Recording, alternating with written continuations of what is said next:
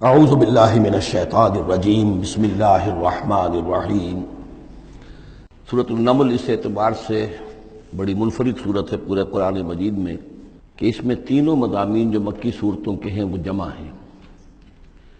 التذکیر بآلاء اللہ بھی اس میں آپ کو ملے گی بڑے ہی اپنے ایک منفرد اسلوب میں، انباء الرسل بھی ہیں اور قصص النبیین بھی ہیں۔ ویسے تو سورہ شعراء جو اس سے قبل ہم نے پڑھی ہے اس میں حضرت ابراہیم علیہ السلام کا تذکرہ وہ قصص النبیین کے انداز میں ہے، لیکن باقی جو ہے اکثر و بیشتر صورت جو ہے اس پر وہی انباء الرسل کا جو مضمون ہے وہ غالب ہے۔ لیکن یہاں آپ کو نظر آئے گا کہ تقریباً برابر یہ تین حصے ہیں۔ تین رسولوں کا ذکر ہے، پہلے رکوع میں حضرت موسیٰ علیہ السلام کا، اور پھر بعد میں کچھ دیر کے بعد آپ کو ملے گا حضرت لوط اور حضرت صالح علیہ السلام کا۔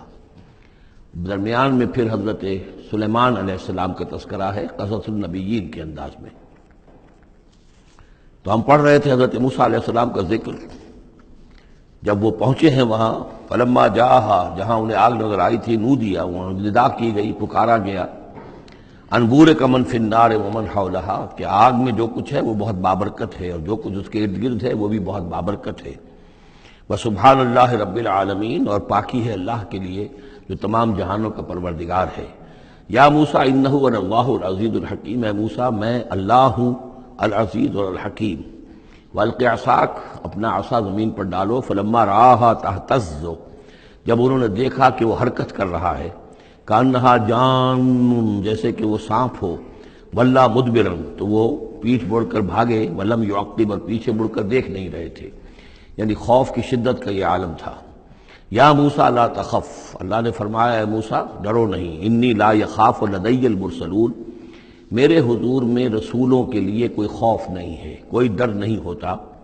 لیکن یہاں پھر اس سے آگے جو بات آئی ہے اس میں اختلاف ہے،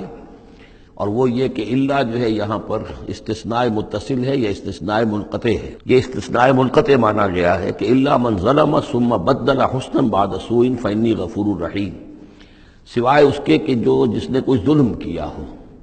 یعنی اگر کسی شخص نے کوئی ظلم کمایا ہو، اگر اسے متصل مانا جائے تو اس کا مطلب یہ ہے کہ اس کے اوپر پھر کوئی نہ کوئی خوف طاری ہو جاتا ہے۔ یعنی جن لوگوں کی رائے یہ ہے ان کے نزدیک حضرت موسیٰ علیہ السلام پر اس وقت خوف کا طاری ہو جانا اس سبب سے تھا کہ ان سے ایک خطا ہو گئی تھی، غلطی ہو گئی تھی، ایک قتل ناحق کے وہ مرتکب ہو گئے تھے، اگرچہ وہ عمدن نہیں تھا، خطا کے ساتھ تھا۔ لیکن اکثر نے یہ کہا ہے کہ اس کا اس سے کوئی تعلق نہیں، یہ ایک علیحدہ جملہ ہے، استئناف ہے یہاں پر، اور یہ استثناء جو ہے منقطع ہے۔ من ظلم ثم بدل حسنا بعد سوء، جس شخص نے کوئی زیادتی کی اپنے اوپر، کوئی ظلم کیا، پھر اس نے بدل دیا، تبدیل کر دیا سوء کو، بدی کو، بھلائی سے، حسن سے، فإنی غفور الرحیم، تو میں غفور الرحیم ہوں۔ وادخل یدک فی جیبک، اور ذرا اپنا ہاتھ داخل کرو اپنے گریبان میں، تخرج بیضاء، وہ نکلے گا سفید ہو کر، من غیر سوء،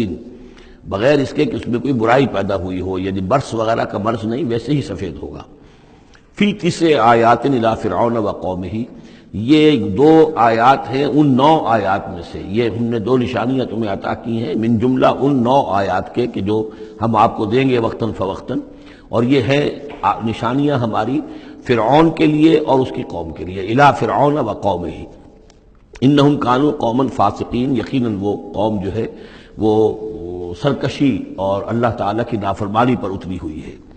فلما جاءتہم آیاتنا مبصرۃ، تو جب ان کے پاس ہماری وہ نشانیاں آئیں جو ان کی آنکھیں کھولنے کے لیے کافی تھیں،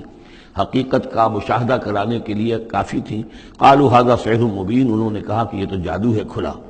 وجحدوا بها واستيقنتها انفسهم ظلما وعلوا، یہ اہم مقام ہے، انہوں نے انکار کیا ان نشانیوں کا، اگرچہ ان کا یقین کیا ان کے جیوں نے، دل میں یقین آ گیا کہ یہ اللہ کی بات ہی ہے اور یہ معجزہ ہے اور یہ رسول ہے، وہ یہ بات ان کے اوپر منکشف ہو گئی،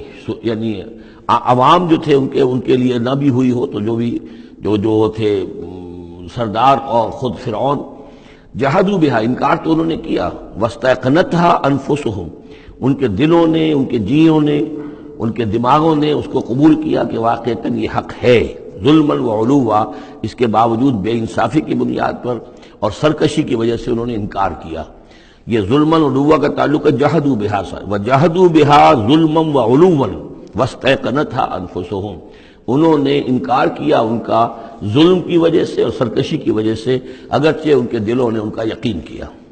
فانظر کیف کان عاقبۃ المفسدین، تو دیکھ لو پھر کیسا انجام ہوا مفسدوں کا۔ بس یہ ایک رکوع میں اجمالاً تذکرہ حضرت موسیٰ کا ہے۔ صدق اللہ العظیم۔